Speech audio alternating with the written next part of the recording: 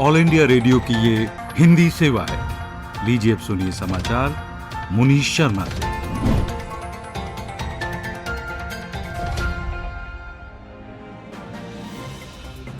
प्रधानमंत्री नरेंद्र मोदी ने कहा है कि प्रधानमंत्री फसल बीमा योजना परिश्रमी किसानों के लिए एक महत्वपूर्ण पहल है। योजना के 5 साल पूरा होने पर सभी लाभार्थियों को बधाई देते हुए प्रधानमंत्री ने कहा कि इस योजना के अंतर्गत कवरेज में वृद्धि किए जाने के साथ ही जोखिम को कम किया गया है, जिससे देश के करोड़ों कृषकों को फायदा मिल सकता है। केंद्र सरकार के महत्वपूर्ण कार्यक्रम प्रधानमंत्री फसल बीमा योजना के सफलतापूर्वक 5 साल पूरे हो गए हैं। सरकार ने किसानों के लिए फसलों को होने वाले जोखिम से बचाने की दिशा में खास पहल करते हुए 13 जनवरी 2016 को इस योजना को अपनी स्वीकृति दी थी। ये योजना इस विचार के साथ तैयार की गई थी कि किसानों को सबसे कम प्रीमियम देकर फसलों के जोखिम से सुरक्षा मिले। योजना के तहत किसानों की हिस्सेदारी से अधिक की प्रीमियम लागत केंद्र और राज्य सरकार वहन करेंगे। कृषि मंत्रालय ने कहा है कि इस योजना से पहले प्रति हेक्टेयर बीमा की औसत राशि 15,100 थी, जिसे प्रधानमंत्री फसल बीमा योजना के अंतर्गत बढ़ाकर 40,700 कर दिया गया। केंद्र सरकार ने किसानों से प्रधानमंत्री फसल बीमा योजना का लाभ उठाने का आग्रह किया है। किसानों को आत्मनिर्भर बनाने की इस योजना ने कल 5 साल पूरे किए। कृषि मंत्रालय ने एक विज्ञप्ति जारी की जिसमें कहा गया है कि 13 जनवरी 2016 को योजना की शुरुआत से अभी तक 90,000 करोड़ रुपए किसानों में बांटे जा चुके हैं। गुजरात में पर्यटन को बढ़ावा देने के उद्देश्य से भारतीय रेल सरदार पटेल की प्रतिमा वाले स्थल केवड़िया को रेल मार्ग से जोड़ेगा। प्रधानमंत्री नरेंद्र मोदी रविवार को विश्व की सबसे ऊंची प्रतिमा स्टैच्यू ऑफ यूनिटी के लिए रेल संपर्क का उद्घाटन करेंगे। ये समाचार आप ऑल इंडिया रेडियो की हिंदी सेवा से सुन रहे हैं। देश में कोविड महामारी से स्वस्थ होने की दर बढ़कर 96.51% हो गई है। पिछले 24 घंटों में 17,817 रोगी स्वस्थ हो चुके हैं और इसके साथ ही स्वस्थ होने वालों की कुल संख्या 1,01,29,000 से अधिक हो गई है। इस समय केवल 2,14,507 मरीजों का उपचार चल रहा है। पिछले 24 घंटों के दौरान कोविड के 15,968 नए मरीजों की पुष्टि हुई है। देश में अभी तक इस संक्रमण की चपेट में आए लोगों की कुल संख्या करीब 1,05,00,000 हो गई है। स्वास्थ्य मंत्रालय ने बताया कि इस समय कोविड-19 से होने वाली मृत्यु दर 1.44% है, जो दुनिया में सबसे कम दरों में से एक है। पिछले 24 घंटे में देश भर में कोविड से 202 लोगों की मृत्यु हुई है और अभी तक 1,51,529 लोगों की इस संक्रमण से मौत हुई है। भारतीय आयुर्विज्ञान अनुसंधान परिषद ICMR के अनुसार पिछले 24 घंटों में 8,36,000 से अधिक कोविड नमूनों की जांच की गई। देश भर में अभी तक 18 करोड़ 34 लाख से अधिक कोरोना नमूनों की जांच की जा चुकी है। अमेरिका के उपराष्ट्रपति माइक पेंस ने कहा है कि वो राष्ट्रपति डोनाल्ड ट्रंप को उनके पद से हटाने के लिए 25वां संशोधन लागू करने के लिए किसी दबाव में नहीं आएंगे।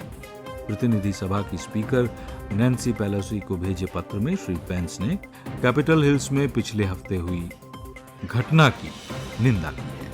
उन्होंने कहा है कि वो राष्ट्रपति चुनाव के परिणाम निश्चित करने के लिए अपने संवैधानिक अधिकारों का दुरुपयोग करने के लिए दबाव में नहीं आएंगे। श्री पेंस ने कहा कि वो ये नहीं मानते कि महाभियोग राष्ट्र के हित में है या अमेरिकी संविधान के मुताबिक है।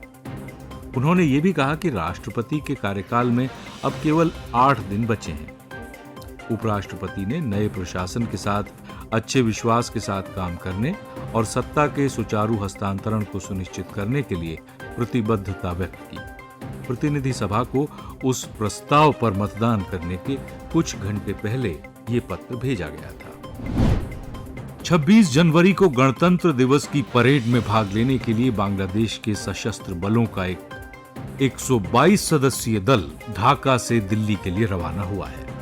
ढाका स्थित भारतीय उच्चायोग द्वारा जारी एक प्रेस विज्ञप्ति के अनुसार ये भारत के इतिहास में तीसरा मौका है जब किसी विदेशी सैन्य टुकड़ी को दिल्ली में 26 जनवरी की परेड में भाग लेने के लिए बुलाया जा रहा है। इस साल बांग्लादेश के मुक्ति युद्ध के 50 वर्ष पूरे हो रहे हैं। इस दल के अधिकांश सैनिक बांग्लादेश सेना की उन प्रतिष्ठित रेजिमेंट्स में से आते हैं जिन्होंने 1971 के मुक्ति संग्राम में भाग लिया था। चीन कोरोना वायरस के संभावित प्रसार पर रोक लगाने के लिए राजधानी पेइचिंग के आसपास के क्षेत्रों में कई उपाय कर रहा है। हिबेई प्रांत के लांगफांग शहर में भी कई उपाय किए जा रहे हैं, जहां मंगलवार से लॉकडाउन है। पेइचिंग में भी बढ़ते संक्रमण के बीच पास के प्रांतों से लगे राजमार्गों को बंद कर दिया गया है। राजधानी पेइचिंग के समीप हिबेई प्रांत के शिजियाझुआंग, शिंगताई और लांगफांग शहरों के लगभग 2 करोड़ 20 लाख लोगों को कोविड-19 के कारण लॉकडाउन में रखा गया है। हिबेई के अधिकारियों ने कल संवाददाताओं को बताया कि इन तीनों शहरों में जब तक जरूरी न हो वाहनों और लोगों की आवाजाही की अनुमति नहीं होगी। इन तीनों शहरों में हाल में कोविड-19 संक्रमण के कई मामले सामने आए हैं। अमेरिकी न्याय विभाग और संघीय जांच ब्यूरो FBI ने पिछले हफ्ते यूएस कैपिटल हिल्स पर हुई हिंसा के बारे में ताजा जानकारी मुहैया करा दी है। FBI के वॉशिंगटन DC कार्यालय के प्रभारी स्टीवन डी एंटोनो ने बताया कि उन्हें लोगों से करीब 1 लाख डिजिटल साक्ष्य मिले हैं जिन पर जांच की जानी है और उनके साथ वॉशिंगटन इलाके के अटॉर्नी माइकल श्रेविन ने कहा है कि अमेरिकी अधिकारियों ने 160 से अधिक मामले दर्ज किए और अभी तक 70 लोगों को आरोपित किया है।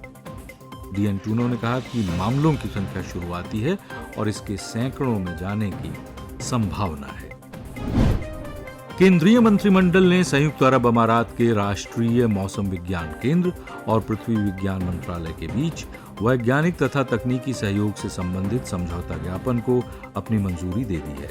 इस ज्ञापन से दोनों देशों के बीच मौसम विज्ञान, भूकंपीय और महासागरीय सेवाओं से संबंधित जानकारी को साझा करने में काफी मदद मिलेगी। ये ज्ञापन वैज्ञानिक और तकनीकी जानकारी के आदान प्रदान, विशेष क्षमताओं के विकास में आपसी सहयोग और सुनामी के अधिक विश्वसनीय पूर्वानुमानों के लिए भी सुविधा प्रदान करेगा। केंद्रीय गृह मंत्री अमित शाह ने प्रधानमंत्री नरेंद्र मोदी द्वारा 5 साल पहले शुरू की गई प्रधानमंत्री फसल बीमा योजना की सफलता की सराहना की है। उन्होंने कहा कि ये योजना किसानों को फसल कटाई के बाद भी फसल बीमा कवर देकर उनकी आय सुनिश्चित करती है। श्री शाह ने कहा कि केंद्र सरकार किसानों के लिए खेती को सुगम बनाने के साथ इसे लाभदायक बनाने के लिए भी प्रतिबद्ध है। उन्होंने कहा कि देश में लॉकडाउन के दौरान भी लगभग 70 लाख किसान प्रधानमंत्री फसल बीमा योजना से लाभान्वित हुए और उन्हें 8,741 करोड़ रुपए का भुगतान भी किया गया। केंद्रीय शिक्षा मंत्री रमेश पोखरियाल निशंक ने मंत्रालय के वरिष्ठ अधिकारियों के साथ नई शिक्षा नीति 2020 के कार्यान्वयन की समीक्षा की है। बैठक के दौरान उन्होंने शिक्षा मंत्रालय के उच्च शिक्षा और स्कूली शिक्षा विभाग के बीच नई शिक्षा नीति के कार्यान्वयन के लिए एक कार्यबल के गठन का सुझाव दिया। ये कार्यबल छात्रों को स्कूली शिक्षा से उच्च शिक्षा की ओर जाने की सुविधा प्रदान करेगा। श्री निशंक ने नई शिक्षा नीति के शीघ्र कार्यान्वयन को सुनिश्चित करने के लिए उच्च शिक्षा विभाग के सचिव के नेतृत्व में एक समीक्षा समिति और एक कार्यान्वयन समिति के गठन का भी सुझाव दिया है। श्री पोखरियाल ने कहा कि राष्ट्रीय शिक्षा प्रौद्योगिकी मंच और राष्ट्रीय अनुसंधान फाउंडेशन इस शिक्षा नीति की सफलता के लिए महत्वपूर्ण है। उन्होंने वर्ष 2021-22 के दौरान इनकी स्थापना के लिए अधिकारियों को निर्देश भी जारी किए। प्रसार भारती ने स्पष्ट किया है कि देश भर में आकाशवाणी का कोई भी केंद्र बंद नहीं किया गया है। इस संबंध में भ्रामक खबरों को गंभीरता से लेते हुए प्रसार भारती ने स्पष्ट किया है कि ये सभी खबरें आधारहीन हैं और गलत हैं। प्रसार भारती ने यह भी स्पष्ट किया है कि किसी भी आकाशवाणी केंद्र का स्तर न तो कम किया गया है न उसे परिवर्तित किया जा रहा है। आकाशवाणी केंद्र स्थानीय प्रतिभाओं को बढ़ावा देने के लिए भाषाई, सामाजिक, सांस्कृतिक और जनसांख्यिकी विविधता के अनुरूप स्थानीय कार्यक्रमों का प्रसारण जारी रखेंगे। प्रसार भारती ने कहा कि वो 2021-22 के दौरान आकाशवाणी नेटवर्क को मजबूत करने की अपनी योजना के तहत देश भर में 100 से अधिक नए FM रेडियो ट्रांसमीटर लगाएगा। प्रसार भारती देश में डिजिटल टेरेस्ट्रियल रेडियो शुरू करने की योजना पर भी विचार कर रहा है। और अमेरिकी इलेक्ट्रिक कार निर्माता कंपनी टेस्ला ने देश में अपने इलेक्ट्रिक वाहनों के लिए एक अनुसंधान और विकास इकाई तथा एक विनिर्माण संयंत्र स्थापित करने के लिए पहले कदम के तौर पर बेंगलुरु में एक पूर्ण स्वामित्व वाली सहायक कंपनी को शामिल किया है। कॉर्पोरेट मामलों के मंत्रालय ने बताया कि टेस्ला ने अपनी 100% सहायक company Tesla India Motors and energy private limited को पंजीकृत किया है। केरल देश का 8वां राज्य बन गया है जिसने वित्त मंत्रालय द्वारा व्यापार सुगमता से जुड़े सुधारों को सफलतापूर्वक लागू किया है और इसके साथ ही राज्य ने खुले बाजार से कर्ज लेने के लिए 2373 करोड़ रुपए के अतिरिक्त संसाधनों की व्यवस्था की है। केरल के अलावा 7 अन्य राज्यों आंध्र प्रदेश, कर्नाटक, मध्य प्रदेश, ओडिशा, राजस्थान, तमिलनाडु और तेलंगाना ने भी इन सुधारों को लागू कर लिया है। व्यापार की सुगमता के लिए इन सुधारों को लागू करने के बाद इन 8 राज्यों को 23,149 करोड़ रुपए के अतिरिक्त कर्ज लेने की स्वीकृति भी दी गई है। और इसके साथ ही ये समाचार बुलेटिन समाप्त हुआ। सुनते रहिए ऑल इंडिया रेडियो की हिंदी सेवा।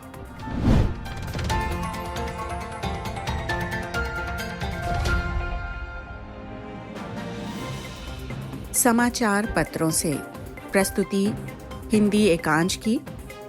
वाचन स्वर नीलम मलकानिया का 13 जनवरी 2021 के लिए। देश के विभिन्न समाचार पत्रों ने विविध विषयों पर संपादकीय टिप्पणियां की हैं और साथ ही सुर्खियां भी ध्यान आकर्षित करती हैं।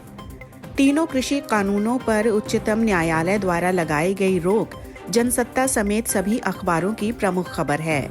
नवभारत टाइम्स की सुर्खी है, कानून रुका, समिति बनी फिर भी किसान नहीं माने। अमर उजाला ने सर्वे संतु निरामया शीर्षक से लिखा है, देश के विभिन्न शहरों में पहुंची कोविड टीके की पहली खेप। जनसत्ता ने बताया है, टीके पहुंचाने में जुटी वायुसेना और विमानन कंपनियां।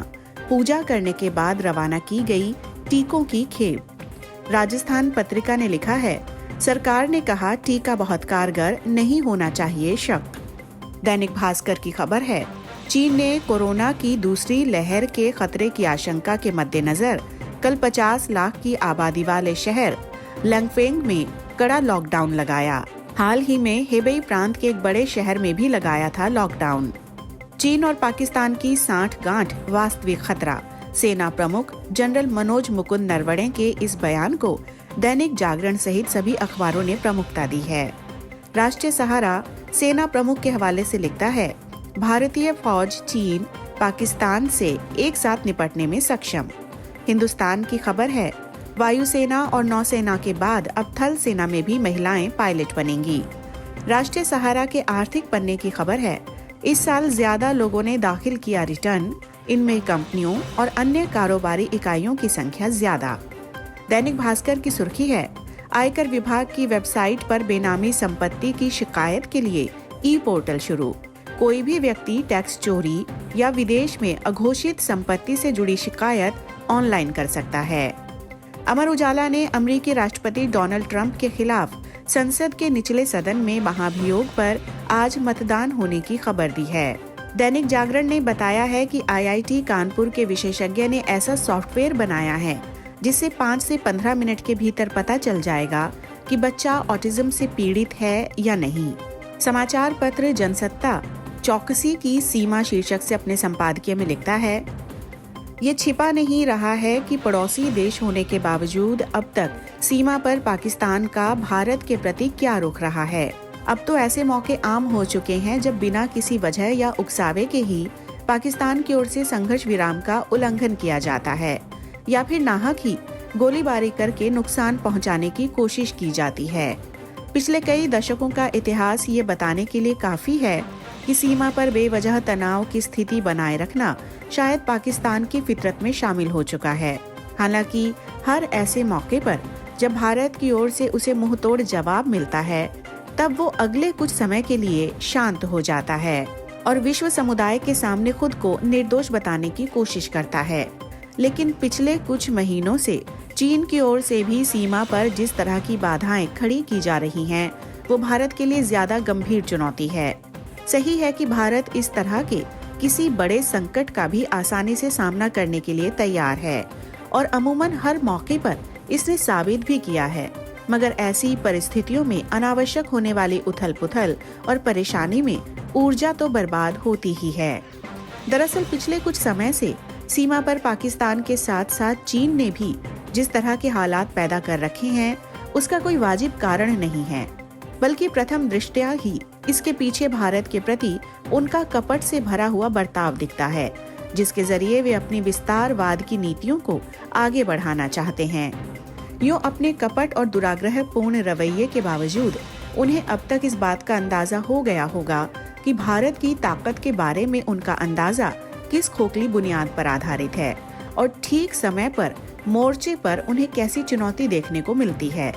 इसलिए सेना प्रमुख जनरल MM नरवणे ने ये ठीक ही कहा है कि पाकिस्तान और चीन मिलकर देश की सुरक्षा के लिए गंभीर खतरा बन चुके हैं। उनके कपटपूर्ण सोच से होने वाले खतरे को अनदेखा नहीं किया जा सकता, मगर भारतीय सैनिक भी किसी स्थिति से प्रभावी तरीके से निपटने के लिए बहुत उच्च स्तर की लड़ाकू तैयारी के साथ मोर्चे पर हैं। इसके समांतर ये उम्मीद भी कूटनीति के लिहाज से समय के अनुकूल है कि भारत और चीन परस्पर और समान सुरक्षा के आधार पर सैनिकों की वापसी और तनाव कम करने के लिए एक समझौते पर पहुंच पाएंगे। गौरतलब है कि पेंगोंग झील के दक्षिणी किनारे पर स्थित कुछ रणनीतिक ऊंचाई वाले क्षेत्रों पर कब्जे को लेकर उठे विवाद के बीच सेना ने ये साफ कर दिया है कि वह देश के हितों और लक्ष्यों के अनुरूप पूर्वी लद्दाख में स्थिति कायम रखेगी। दूसरी ओर पाकिस्तान के साथ लगी सीमा पर अक्सर कैसे हालात पैदा होते रहते हैं, ये जग जाहिर रहा है। खास तौर पर पाकिस्तान स्थित ठिकानों से संचालित आतंकवाद को अघोषित तौर पर राजकीय नीति के एक औजार की तरह इस्तेमाल किया जाता रहा है। इसके अलावा ये भी ध्यान रखने की जरूरत होगी कि चीन और पाकिस्तान के बीच सैन्य और असैन्य क्षेत्रों में सहयोग बढ़ रहा है। पिछले कई दशकों का इतिहास बताता है कि पड़ोस के ये दोनों देश आमतौर पर विश्वास का माहौल बनाने के बजाय किसी नाजुक मौके पर धोखे और कपट का सहारा लेते हैं। यानी भारत को दो मोर्चों पर लगातार बने खतरे से निपटने के लिए तैयार रहना होगा। अभी आप सुन रहे थे समाचार पत्रों से।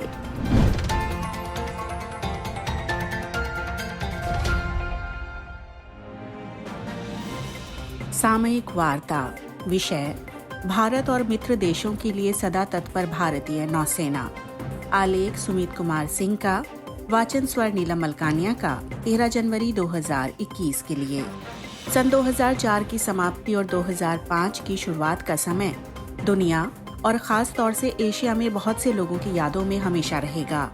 क्रिसमस के एक दिन बाद सन 2004 में सुबह 7:59 पर इंडोनेशिया में बांदा एचे के नजदीक रिक्टर स्केल पर 9.1 की तीव्रता वाले भूकंप ने तटीय क्षेत्रों को बुरी तरह हिला दिया था। सिर्फ 20 मिनट में इंडोनेशिया में 1 लाख से ज्यादा लोग मारे गए थे। 1.5 घंटे बाद थाईलैंड में बहुत से हिस्सों में भी जनहानि हुई। भूकंप का असर अंडमान और निकोबार तथा भारतीय उपमहाद्वीप के बहुत से हिस्सों पर हुआ। आंध्र प्रदेश और तमिलनाडु भी इससे बुरी तरह प्रभावित हुए थे। श्रीलंका के कुछ हिस्से पूरी तरह बह गए।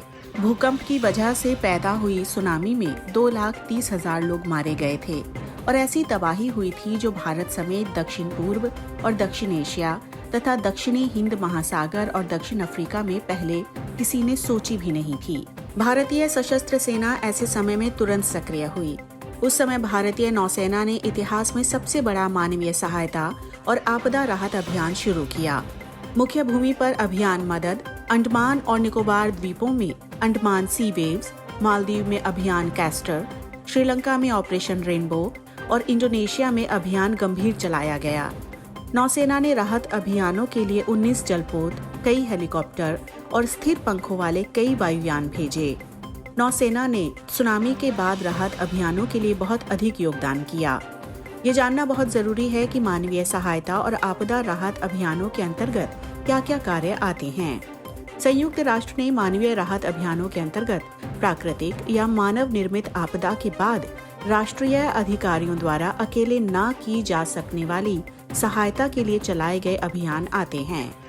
इस संदर्भ में मानवीय सहायता और आपदा राहत तथा भारतीय नौसेना एक दूसरे के लिए अजनबी नहीं हैं, लेकिन फिर भी सन 2004 में सुनामी के बाद नौसेना द्वारा की गई मदद ने इस क्षेत्र में भारतीय नौसेना की क्षमताओं से पूरी दुनिया को अवगत करवाया। भारत में बाढ़ और जल संबंधी अन्य परेशानियों तथा दुर्घटनाओं के समय राहत और बचाव अभियानों में कई वर्षों से भारतीय नौसेना अहम योगदान करती रही है। जुलाई 2005 में ONGC के तेल खोज से जुड़ी परियोजना के समय हुई दुर्घटना हो या फिर हाल ही में भारत के पश्चिमी तट पर चक्रवात महा के बाद सहायता करनी हो, भारतीय नौसेना भारत और भारतीयों के लिए हमेशा उपस्थित रही है। 2018 में शुरू किया मदद अभियान एक बहुत ही उल्लेखनीय राहत अभियान है। वायनाड जिले में हुई भारी बारिश और चिरुथुनी बांध के शटर खोल दिए जाने के बाद इडुक्की और एर्नाकुलम जिलों में आई भारी बाढ़ के बाद चलाए गए खोज और बचाव अभियानों के समय केरला ने भारतीय नौसेना द्वारा की जाने वाली मदद देखी। भारतीय नौसेना भारतीय नागरिकों और भारत के मित्र देशों के नागरिकों द्वारा हिंद महासागर क्षेत्र और इससे भी आगे के क्षेत्रों में मांगी गई मदद के समय हमेशा तैयार रही है। सन 2006 में भारतीय नौसेना ने लेबनान में इसराइल और हिजबुल्लाह टकराव की वजह से पैदा हुए कठिन हालातों में से बैरूत से न सिर्फ भारतीय नागरिकों को निकाला, बल्कि श्रीलंका, नेपाल और लेबनान के भी कुछ लोगों को सुरक्षित निकाला था। इस सुकून अभियान में युद्धरत क्षेत्र से 2280 लोगों को बाहर निकाला गया। भारतीय नौसेना ने सन 2015 में राहत अभियान चलाया और श्रीलंका, बांग्लादेश, म्यांमार तथा मोजाम्बिक में बाढ़ राहत सामग्री पहुंचाई और फंसे हुए भारतीय नागरिकों और कई विदेशी नागरिकों को भी बचाया था।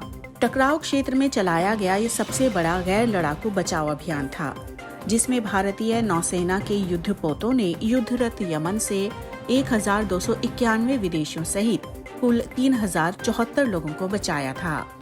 कोविड-19 महामारी के समय भी भारतीय नौसेना ने समुद्र सेतु नाम से अभियान चलाया और पड़ोसी देशों तथा विस्तारित पड़ोस में राहत सामग्री पहुंचाई तथा इन देशों में फंसे भारतीय नागरिकों को नौसेना वापस लेकर आई। भारतीय नौसेना के मिशन बेस्ड डिप्लॉयमेंट के अंतर्गत ये मदद की गई। पिछले कुछ दशकों से भारतीय नौसेना ने अभियानों और कार्यक्रमों के समय खुद को एक विश्वसनीय साथी के रूप में साबित किया है, जो सबसे पहले मदद करती है। इसी रवैये की वजह से भारतीय नौसेना हिंद महासागर क्षेत्र तथा इसके बाहर बहुत से देशों के लिए पसंदीदा सुरक्षा साझेदार है।